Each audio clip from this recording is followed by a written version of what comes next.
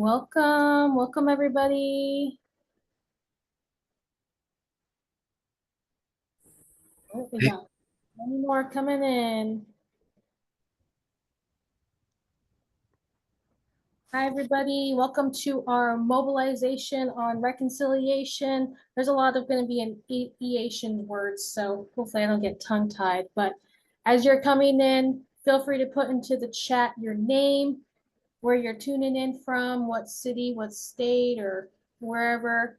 And if you are coming in from a different organization, if someone else brought you in, feel free to drop that in the chat too, because I think there's going to be some new faces here, and hopefully some of the familiar faces can welcome you in.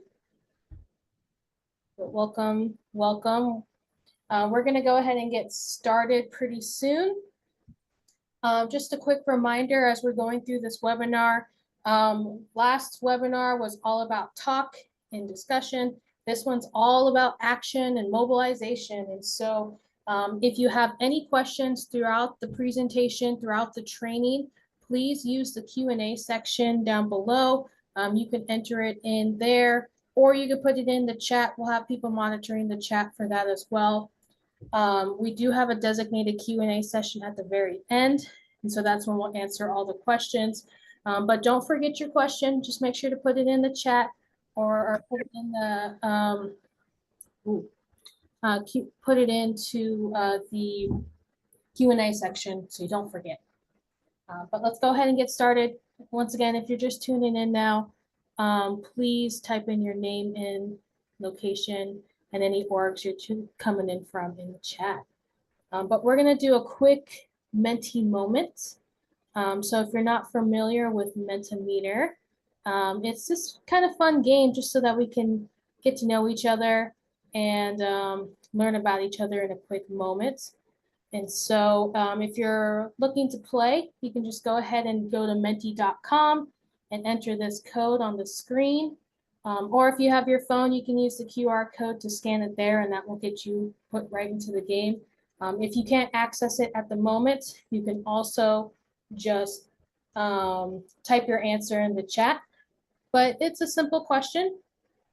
Who is motivating you to take action today? And so today we're talking about Congress's budget. They're going to be making some serious cuts, or at least threatening to. And so I'm hoping to see, you know, who brought you here today. It could be yourself. For me, it's my son and my soon-to-be second son coming in a month. But who are you hoping to take action for and help out? So I'll read some of the questions or some of the answers for folks who aren't seeing the screen. We have my kids, young people in the District of Columbia, my in-laws, my grandkids, my brother, Trump in all logic. Climate Reality Project, we got a lot of folks coming in from there.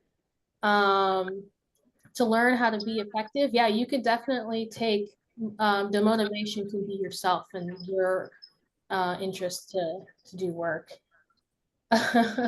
Tom King Jr. My kids, we got a lot of family represented, which is great. And, you know, it could be your community members, it could be, you know, your business, your church, whomever taking action today. All right, I think that's it. Everybody's out. The logic of Trump. To help fight for Inflation Reduction Act funding. Earth Day is coming up. That's a good motivator to take action too. I love it.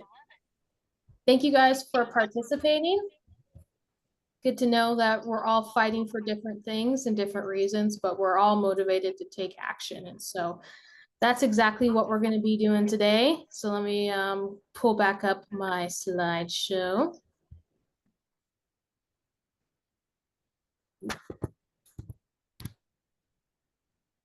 Hold on 1 second. There we go.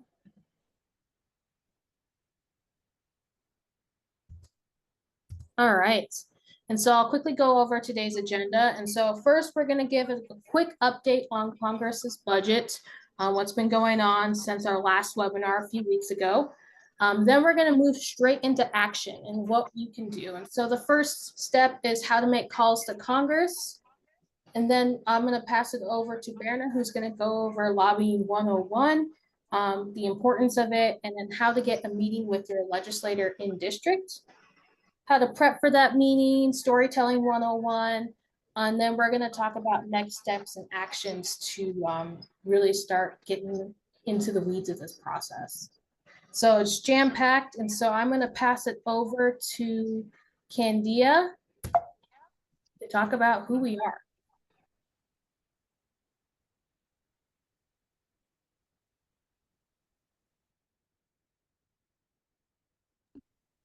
Sorry about that. I had a hard time getting off of mute here, trying to follow these rules here. How's everybody doing?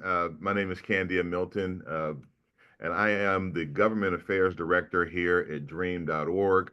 We're just coming off of a great virtual and in-person lobby day where many of you really did leap into action, and we appreciate all of your help and work this past week. For those of you who are new to dream.org, we're an organization that works in a bipartisan way, and our mission statement is we close prison doors and we open up doors of opportunity to the green economy. We bring people together across the political divide where we seek to create a future with freedom and dignity and opportunity for all, where we seek to address the issue of poverty, pollution, uh, prisons, and really what we're seeing today, the polarization that exists within our country. And so we seek to have those tough conversations. And as we talk about taking action, it's important that we really do engage in those tough conversations to find common ground. And so we are a common ground organization, and that really is at the core of our theory of change. I'm also charged with just, talking a little bit about what's been going on in Congress with regards to reconciliation. And many of you participated in our last webinar where we really got into the woods, dug into the woods of reconciliation and the process. And so I'll just give you a couple of top line sort of updates, but then invite you also to take a look at the last webinar if you really want to dig into and understand the reconciliation process and where we are today. But many of you know that both the House and Senate have approved a compromise resolution, but still cannot agree on, how they will get to that $1.5 trillion cut. Many Republicans in both chambers have decided, they have to decide what to cut and how to get support on this huge package of tax cuts, military spending, and I know you're hearing a lot about that, and certain investments. And we're also talking about, as you know, tariffs. So this is the most critical time for us to be reaching out to our legislators and letting them know what's important to us. We want to protect, critical programs like Medicaid. Much of what we talked about in our lobby day uh, uh, uh, on Wednesday, and we did some follow-up conversations on Thursday as well. Um, but we want to make certain that they are protecting that we're protecting the investments also in the IRA, particularly focusing on the clean energy tax credits. Um, but again, to learn more about the reconciliation process and where we are with it, again, we invite you to take a look at the last webinar. But what I will state though is a lot of the actions that many of you have taken have yielded some benefits with regards to the IRA and the clean energy tax credits.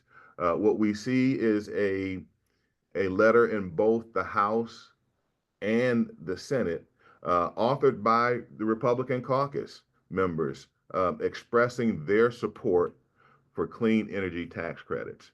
And there's this thing that all politics is local, and I think it's because they're hearing from you how important these clean energy tax credits are. And so the more they hear from you, the better. And we're hoping to get more Republicans signing on to this letter. So keep up the great work out there. And as we talk about how to meet with your senators or representatives during this um, upcoming recess period and beyond, for that matter, it's important and critically important for them to continue to hear what you have to say, and know what's important to you, as they seek to get to that $1.5 trillion number that they're proposing to cut from the budget. But I think, Tori, at this time, I'm supposed to turn it over to Berna. Nope, you're supposed to turn it to me. Let me put the ball in your hand. Yeah. And so I'll introduce myself here. I'm Tori Soriano, Digital Organizing Manager with Dream.org. And us organizers, we love to believe in the power of the people. We know that the masses, when they come together, we can see change, and we've already seen many of it happen with these letters from Republicans, from the lobby day on Medicaid and other public health issues that we did on Wednesday. And so we want to stress how important you are to the equation, to really affecting Congress and making change.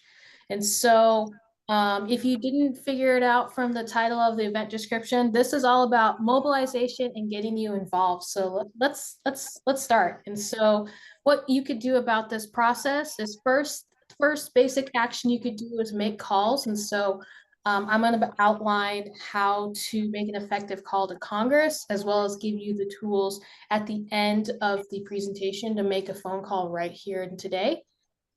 And then we're going to talk about how to request a meeting with your legislator in district, because as Candia hinted, our members of Congress are going on recess starting Monday. They're going to go on Easter recess until, I believe, April 25th. And so they're home. This is the perfect time to reach out for them, and they're interested in what their constituents are doing. And so we're going to help you, give you the tools and the process to lobby and meet with them while they're back at home, and then how you can lobby on your issue, whether it be Medicaid or clean energy jobs. And so I'm going to start off by talking about how to make calls to Congress. Luckily, we give you the script. I'll give you the call script at the very end, because I know you'll be watching this presentation. You can't really make a phone call right now. But you don't have to worry about the messaging. We have expert writers to give effective messaging for your members of Congress.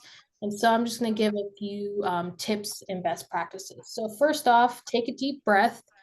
It's okay to feel nervous talking on the phone. You're just one person that sharing matters to you. But just note that a phone call is a very effective way to reach your members of Congress. It ensures that a staffer at least will hear your message, and they keep track of the number of phone calls they get on an issue. So the more phone calls you make, the more they're like, I should pay attention to this. And a lot of times the staffer will ask you, would you like a follow-up message? And so take a deep breath. Just know that you are one person caring about an issue. And then just read the script. You could personalize the script if you like. You don't have to. Speak clearly and be respectful. So you don't need to be an expert on clean energy tax credits or public health accessibility.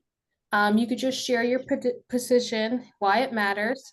And remember that kindness goes a long way. This is not the time to berate your members of Congress or tell them you didn't vote for them, because if you show a little bit of kindness, they'll probably really appreciate your phone call and really take your issue seriously.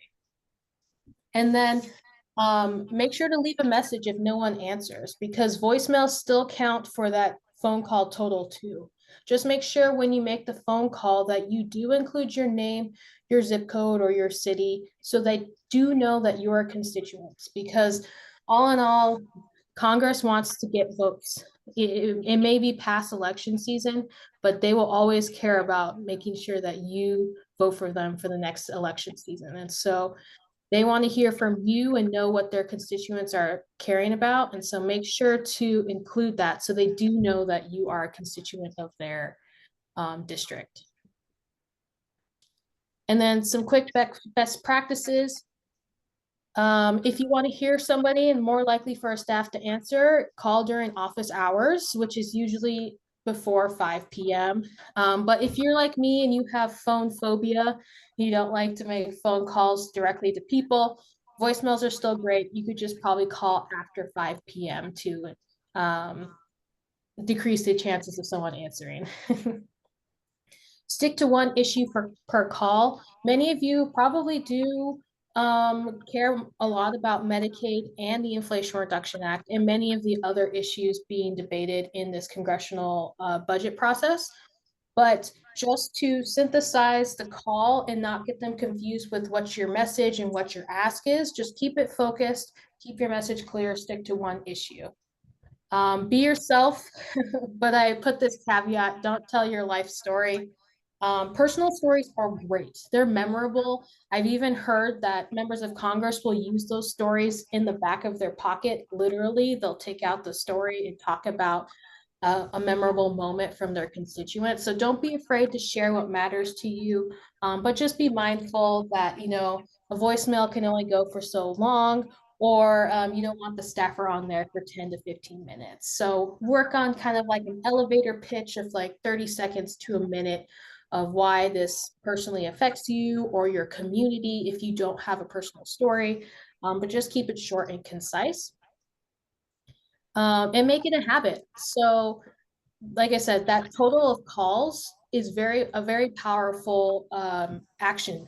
And so you can make multiple calls over time. And so we'll share the link to make a call today, but feel free to do it next week when they're on recess or when they get back into their office in the White House. Make another phone call. Just encourages them more and more that you care about this issue. And then as organizers, we believe in the snowflake method, that you as one person can amplify your work and spread it out and make it even exponentially more important just by sharing it with your friends. And so ask your friends, your colleagues, your business owners, your church to make a phone call as well. You guys can all call together, make it fun. But the more phone calls we do, the more likely they are to take notice. And so, as I mentioned, I'm not going to post the links right now, so you can continue to watch the training, but the links will be available at the very end of the presentation for you to make a quick phone call before we end. All right, happy calling. I'm going to pass it over to Berna, who's going to go over Lobbying 101. Yes, welcome everybody. Thanks so much for being here. We have a lot of new faces. My name is Berna Idris. I'm the Senior Campaigns Manager of our Green for All program, and I'm really focused on Inflation Reduction Act defense. Some of the content of this training will probably not come as anything new for those of you who are seasoned advocates, who are walking the halls of Congress, or even your local government offices to talk about these issues and another myriad of issues. Some of the folks on this call have already gotten this training from dream.org before, but really the meat and bones of this webinar is convincing you to take this action of lobbying your elected officials and speaking to them in person. And lobbying is often seen as a negative word, but all it really means is advocating to legislators through direct communication in order to influence policies. As you know, a lot of special interest groups with money are constantly flooding the halls of Congress on behalf of their issues. But of course, you too have the right to talk to your elected officials and express your views. We literally hired them to do that job, to listen to us. But let me just double down on why right now is so crucial, as my colleague Tori had outlined earlier. Right now, there's going to be a congressional recess where members of Congress come home for 2 weeks. And this is really a critical time for them to hear from you in district meetings and in-district engagements about the issues you care about. We're in a very critical time of the budget process where especially Republican members of Congress are going home to decide within the next month, what should we cut? What are we hearing from our constituents in district about which issues they care about? And in fact, in some of the meetings dream.org has had with some of these people, these elected officials are telling us directly, I want to save some of these credits. I want to save some of these programs and legislations, but I can't do it unless I have some cover from my constituents that they support this, that enough people are coming out, are giving us data points that they support these initiatives. And then once we have, we know there's a critical mass of constituents that care about this issue, we feel more comfortable taking a public position, to protect these tax credits, which is not the majority position for a lot of Republicans. And same goes for Medicaid. So this is a really crucial time. And usually when we would ask you to do this action of scheduling a meeting, an in-district meeting with your elected official, of course, we would ask you maybe 4 or 5 weeks in advance in order to be able to do this. But because politics is rapidly changing, and we were only able to have this webinar today, I'm hoping after I give you the training today, if you're really motivated to make a difference, you spend the rest of your day doing this action, or at least try to take this action on Monday or on Tuesday on how to schedule a meeting. So let's dive into how to do that. Okay. So the most important thing is first, of course, to find your legislator. I'm sure the majority of you already know who your legislator is.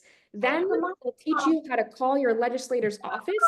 Tori already trained you on how to call your legislator's office just to leave a message about an issue you care about, but I'm going to be explicitly breaking down how to make the call to request a meeting.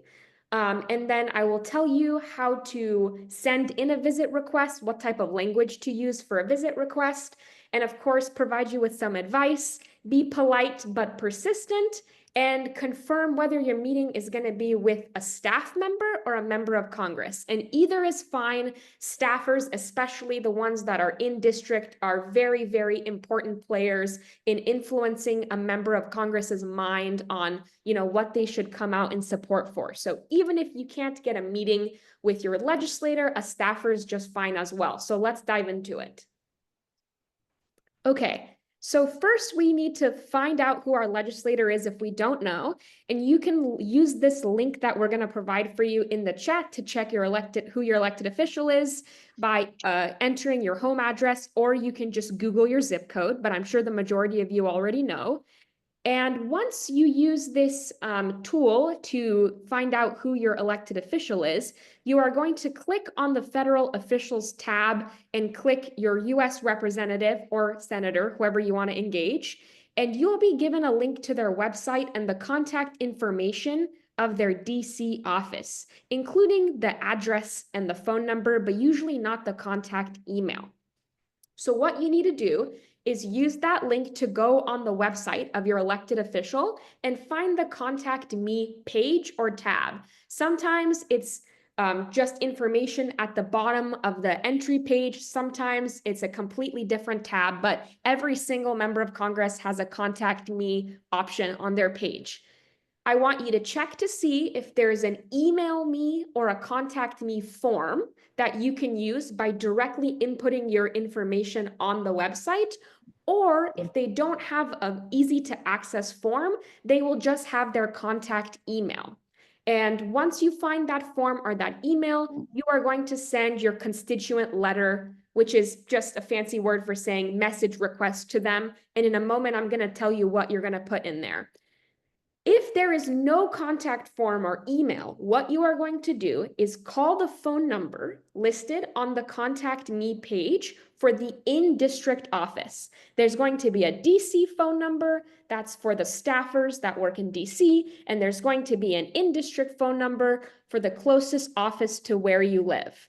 And you can call that phone number if you there is no email or form, and ask for a meeting request, and explain that you would love to meet your legislator or their staff in person within the next couple of weeks to advocate for X, Y, and Z issue.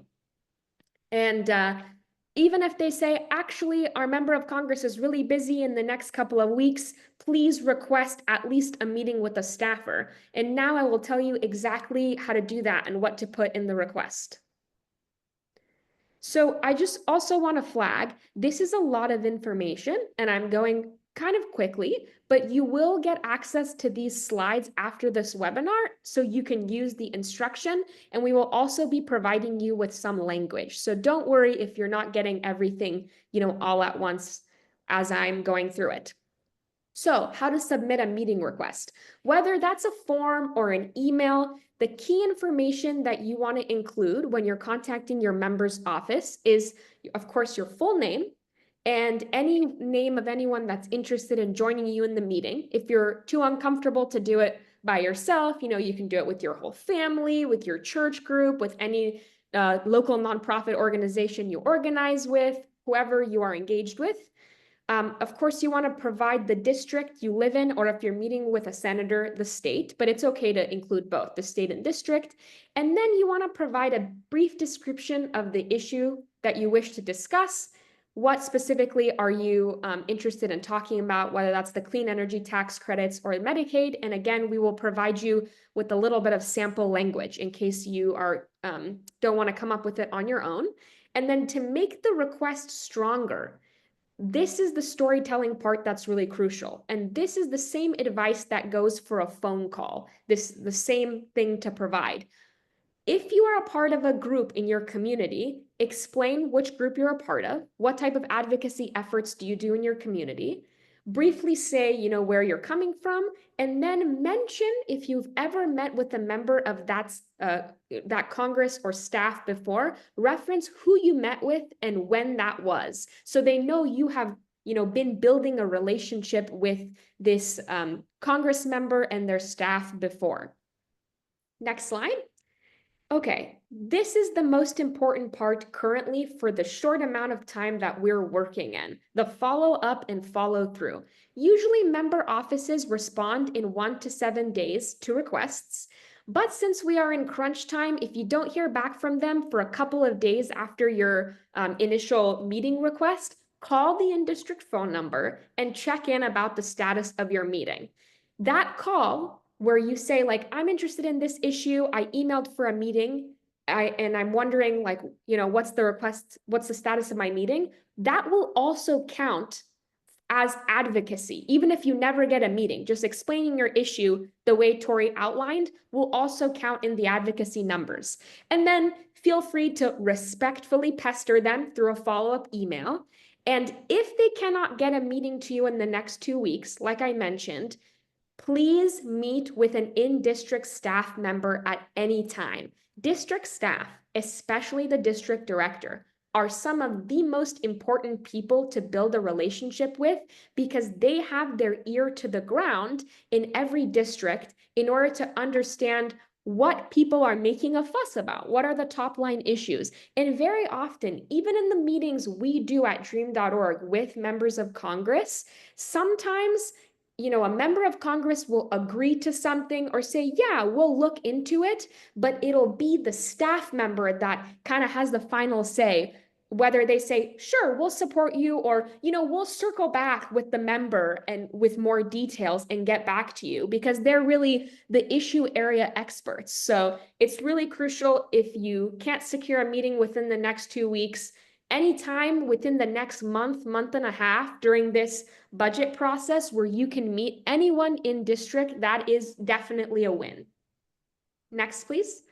Okay, preparing for the meeting. So Some of this research, like I mentioned, we are going to provide to you in an email, but I just wanted to give you a top line on what type of skills you need to build to prepare for these types of meetings. And some of you are already experts, so I apologize if I'm giving information that you already know. Doing a little background research on statistics regarding the legislation, or in this case, the budget, is important. We have a lot of resources on our website, and so do a lot of our partners that sent you to this webinar. So make sure you read up on the issue. Researching specifically, has your elected official made a public statement in support or in opposition of this type of issue before? Holding them accountable to the sound bites they have is so crucial.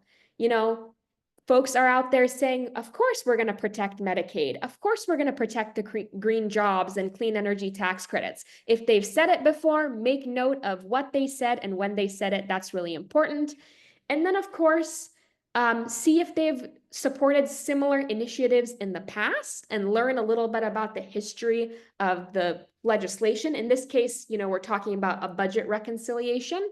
And if you are confused about any of this, you want some one-on-one mentoring with any of us, please let dream.org know if you secure a meeting, which we will go through at the end, or if you really want to get involved in this process, but you're a little bit intimidated or confused and you want more mentorship, shoot us an email. We'll include our email in the chat, and we're happy to walk you through this process and support you by sending you some additional research about your state or your district.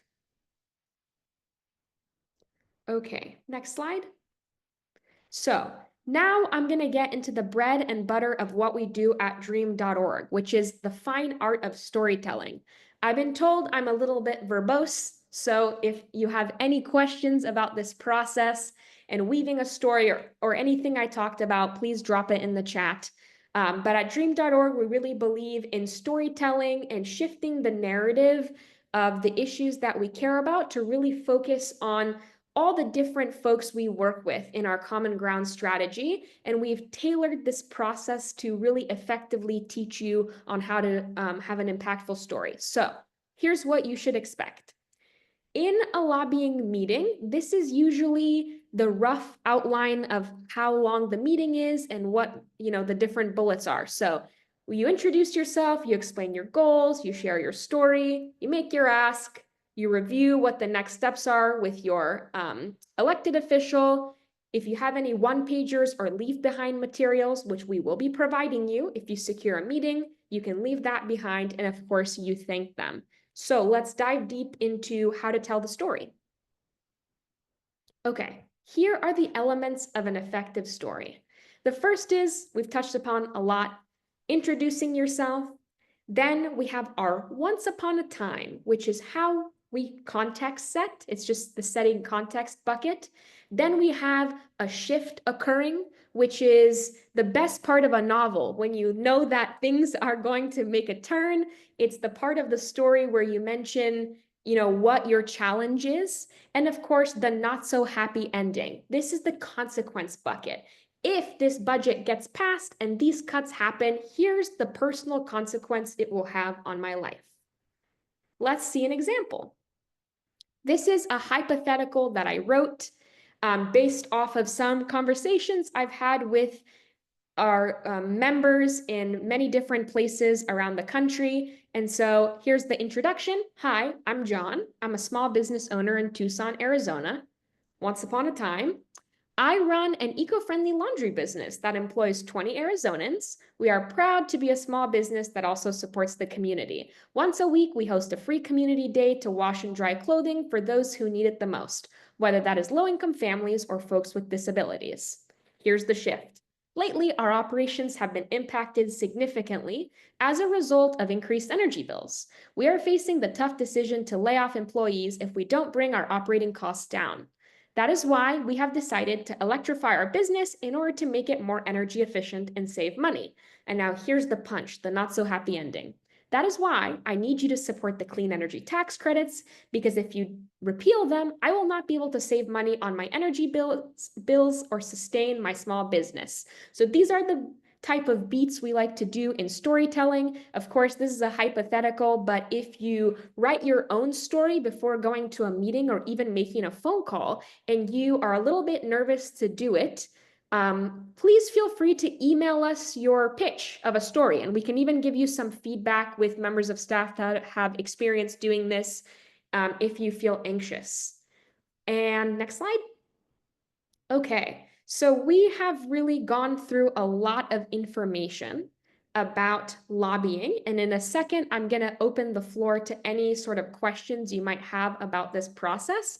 But I wanted to outline what our next steps are.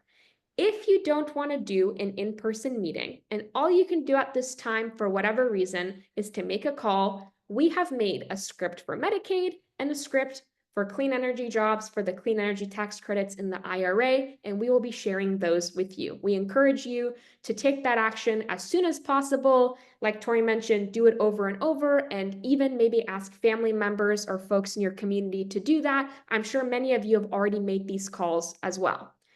The big ask that I'm, motivating you to do today, like I mentioned, is please schedule that in-district meeting.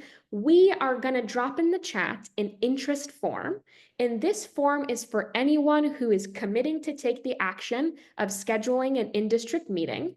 Let us know your information, what issue, you want to schedule a meeting for, and what your where you're located. And then if you are successful in getting an in-district meeting, whether that's in the next 2 weeks or within the next month, please let us know who you are going to meet with. We'll follow up with you as well over email, and we will send you some tailored resources on your district or your state with some statistics you can use to better storytell and feel more prepared to do this type of advocacy. The reason why, we don't have the detailed information upright for you is because it would literally take me a decade to create a fact sheet for every single district for all these issues with all these statistics. So we are, for now, for the very specialized pieces of information providing folks, hoping to do that on the basis of when you secure a meeting. If you secure a meeting, we can provide you with a more detailed fact sheet.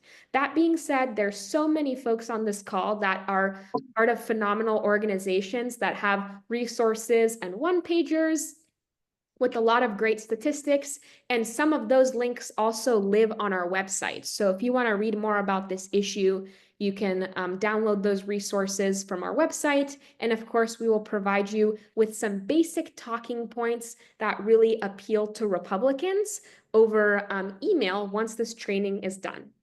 There's a big meeting right there in front of me. All right, and next slide, please.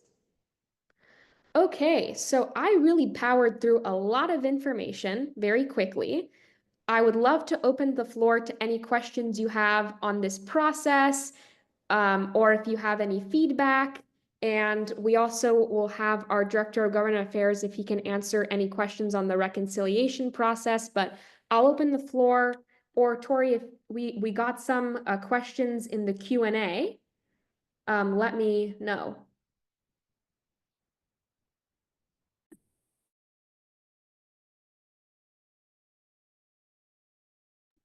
Okay, so actually I'm seeing a couple of questions that say, okay, who are district staff?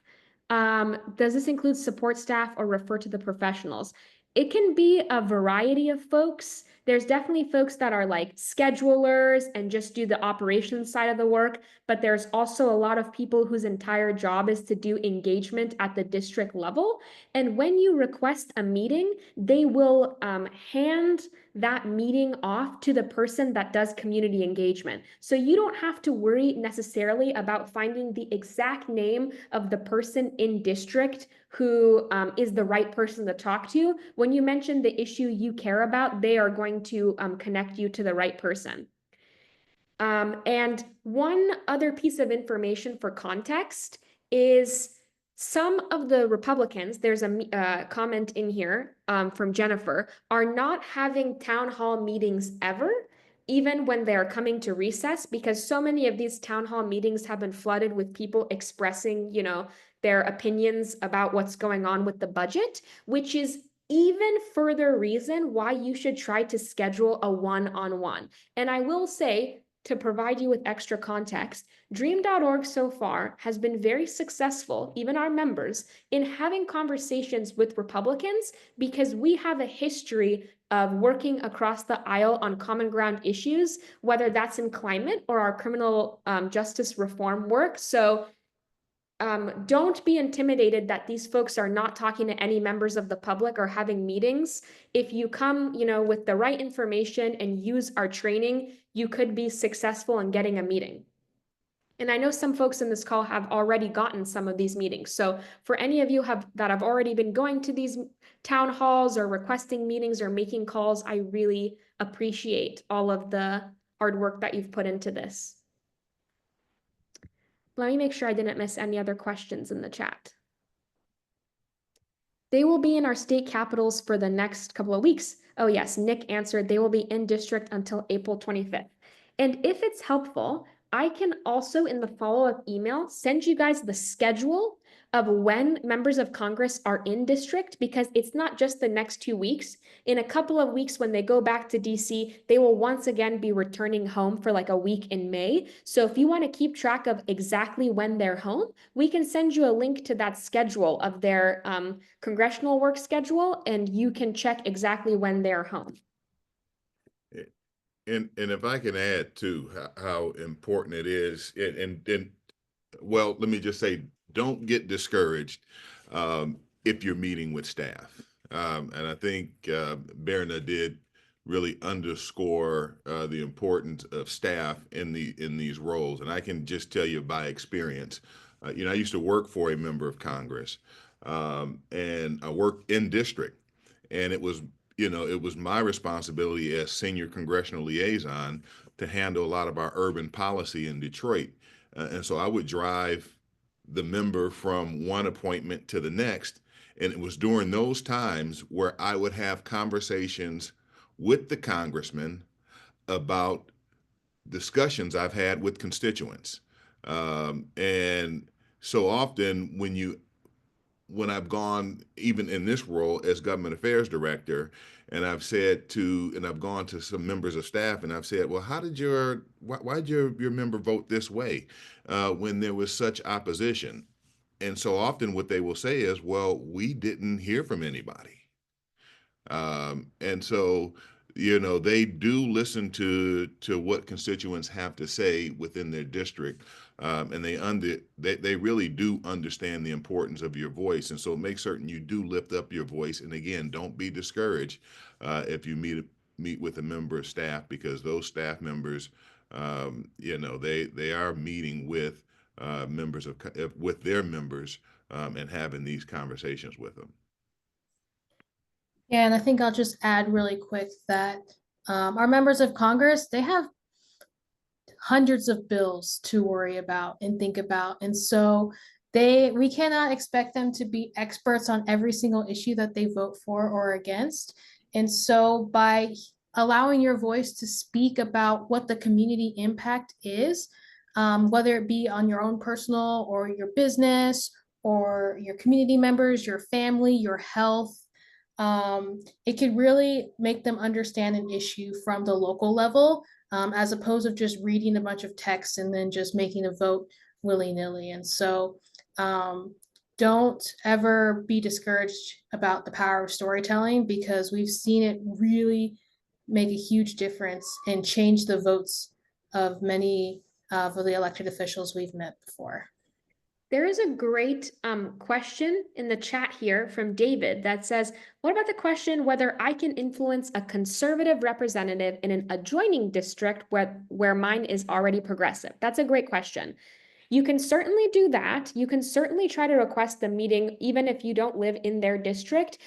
Especially if you're working with like a faith group or community group that has overlap in the type of civic activities they do in your adjoining district, or you have friends that live there, or you like frequently do activities there, you can definitely use that as a part of your storytelling to try to get a meeting in a district where you might do like community service work, but you don't necessarily live there, of course, the best course of action is to find a friend who lives in that district, send them our training, or, you know, provide them with our information so they can make that meeting, or go with them now that you are trained up on how to do this. But you can certainly go to try to get a meeting in the adjoining district if you have any sort of, you know, business you do in that district or social activities.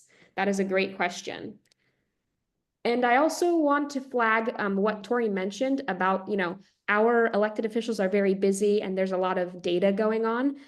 In conversations I've had with Republican staff, but Democratic staff as well, that some of the numbers that they are now quoting for some of these projects or for stopping cuts are literally numbers that are coming off of the fact sheets people like us are providing them. So every single email you send with the fact about a local project, whether that's about Inflation Reduction Act or a life saved because of Medicaid, those statistics sometimes are data that even the congressional staff members don't have, and they utilize our fact sheets to provide more data to the member, which is why it's so mission critical right now to get in front of them, to provide them with information. And I'm really hoping that you are able to get a meeting.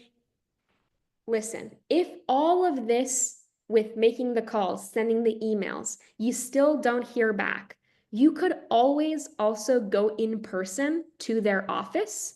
I know a lot of the offices are open to like drop-ins where you can try to schedule a meeting in person. Given the current political environment and the fact that some folks aren't even doing town halls, I'm not sure if that is the best course of action. But if you have, you know, built a relationship with an elected official and they know who you are, you also, you know, as the last course of action, could also try to stop by in person to the in-district office. Just wanted to flag that as well. But yeah, this has been so great. Are there any other questions we can answer about any of this? You will be getting the slides to this training and the recording of this in an email, but let us know if there's anything else you were curious about.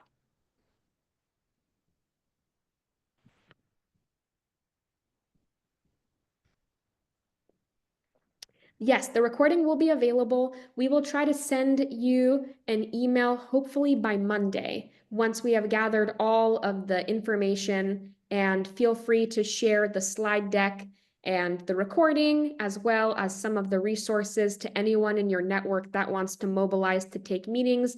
And, you know, we're very excited if you secure a meeting, please let us know so that we can build on your advocacy. If you end up securing a meeting, please let someone at dream.org know, not only for us to be able to send you some more resources with like a PDF of talking points to prepare you for your meeting, but to also, when we take meetings with elected officials, say, you know, last week, you met with Robert, who told you your story as a part of his advocacy efforts, and we're building on that, and now here's what we're doing. So I see a question here. Will someone join our calls? If you are too nervous to do this by yourself, and will someone join our calls from Dream? So right now, this request to do an in-district meeting, because we're very, you know, the team is busy with a lot of these moving pieces right now. This action, we're not directly supporting members at this time with going to their in-district meetings with them.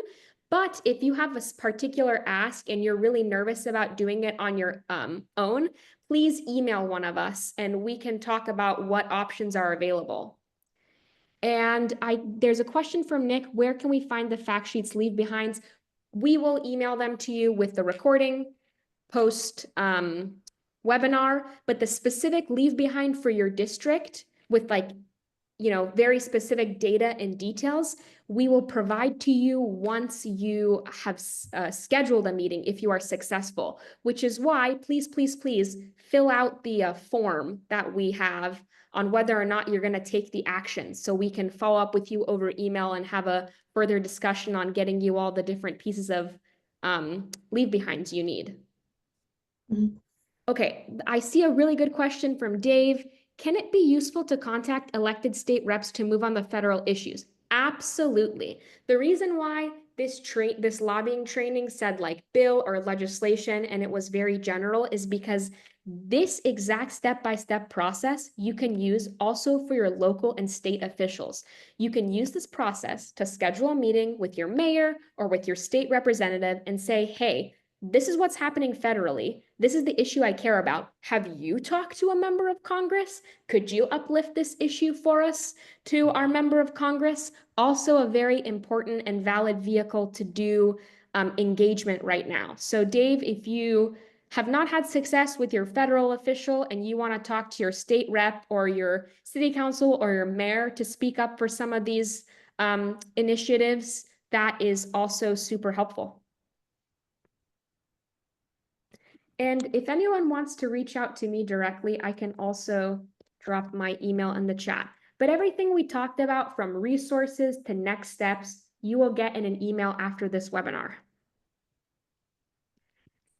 And I see a meeting here that says, do you have suggestions for the type of data we should leave behind? If you want, we'll provide you some, hopefully, with a meeting by sending you a one-pager once you've secured a meeting. But if you want to do it on your own, there are two types of data that's really useful currently. The first is any personal story of impact, whether that's from you, from a neighbor, of how someone's life was changed because of having access to Medicaid, or because, a tax credit let them electrify their home or lower their energy cost or whatever it is. So a personal testimony of utilizing the resource. And then the second piece of data that's really important is the number of dollars of investment in that district. So like, certain Republican districts, when it comes to clean energy tax credits, are getting billions and billions and billions of dollars for projects. And some of that data is available linked on our website, where partners have created entire maps where you can see how much funding has gone in. But once you secure a specific meeting, you can, like I said, reach out to us and we will get you those specific numbers for a leave behind and a one-pager. I'm not seeing any other questions. So I will let you guys have 8 minutes back, but please follow up with us over email if any of this was confusing. Spread the engagement gospel to your friends and family. Get those in-person meetings, please. They're so crucial right now. And let's try to protect as much of these beneficial programs as possible and influence hearts and minds, even if we don't always agree with the people we're talking to. So you will be getting an email from us soon. If you joined us from another organization like Climate Reality Project or any other partners that sent you here, they also have all of this information, and we collaborate on a lot of this work behind the scenes. So feel free also to reach out to the person that sent you to this webinar if you have any additional questions on further mobilization actions. And keep us updated on the process as you schedule a meeting, if you're not hearing back from everybody.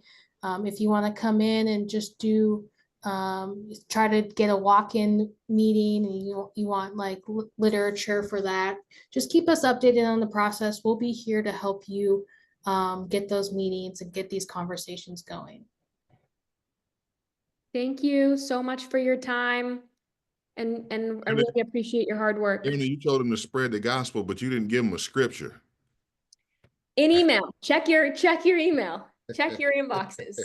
All of the slides will be available to you. That's the scripture right there. The slideshow. Yeah, great job. And thanks everybody for your active participation in this process too. We have a quick another question. It's from Denise. Are we supposed to ask for a response from an office holder when we make a call, or what do we do if they refuse? When you make the call, do you mean for a meeting or for for advocacy purposes? So for what we trained you in the beginning of just saying like, I care about this issue X, Y, and Z, you can just tell them in the script, it'll say like, please don't cut the clean energy tax credits or don't cut Medicaid. That's fine. you don't need to ask for a specific response. But if it's for a meeting, I doubt they will outright refuse. They might say the member of Congress is busy right now, try again in the future. And if that's the case, you hear that in the phone call, say, well, then I would like to schedule a meeting with an in-district staff member, please. And that's the best you can do. Yeah, I believe the question was for advocacy, but yeah, the staffer on the phone will more than likely never give like a yes, I'm gonna agree to not cut Medicaid or cut the clean energy tax credits. You could just ask them to. You can also ask them to send you a follow-up message, and see what your member of Congress, how they respond to your call. But this information is in the script that we've created for you on how to approach the call. Mhm. Okay, well, with 5 minutes remaining, good luck, everybody. Please keep us posted. Stay tuned for our email and keep pestering anyone and everyone. Let's get to work. Thank you, everybody. Thanks, everybody. Thank you. Take care. Thank you. Thank you.